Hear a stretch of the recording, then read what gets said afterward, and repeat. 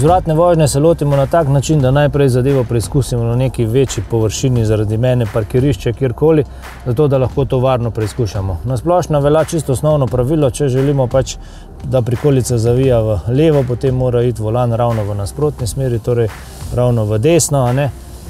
Zdaj, treba je pač malo vaje si pridobiti, drugače pa tudi ta zadeva ni tako kočljiva. Pri tem pa je zelo pomembno, da uporabljamo oba vzvratna ogledala, torej levega in desnega. Sredinsko ogledalo nam pri tem manevru ne pripomore kaj dosti, zato ker v njem vidimo samo sprednji del prikolice. Vzvratna ogledala pa si nastavimo tako, da bomo v ogledalih videli čim širši kot. Pri sodobnih sistemih si lahko pri vzvratni vožnji pomagamo še posebnimi asistenti. Tukaj ga vidimo.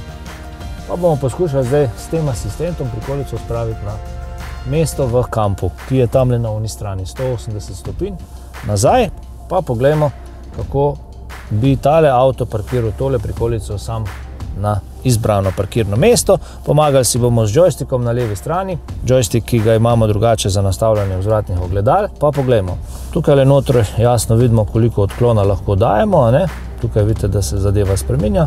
Toliko kot jaz dam odklona, pa gremo počasi nazaj. Torej, moja naloga voznika je samo, da nadzorujem hitrost s primernim pritiskanjem na plin. Zaenkrat je zelo dober, še malo bolj ga bomo probali zlomiti. Tole. Zdaj pa bomo začeli poravnavati.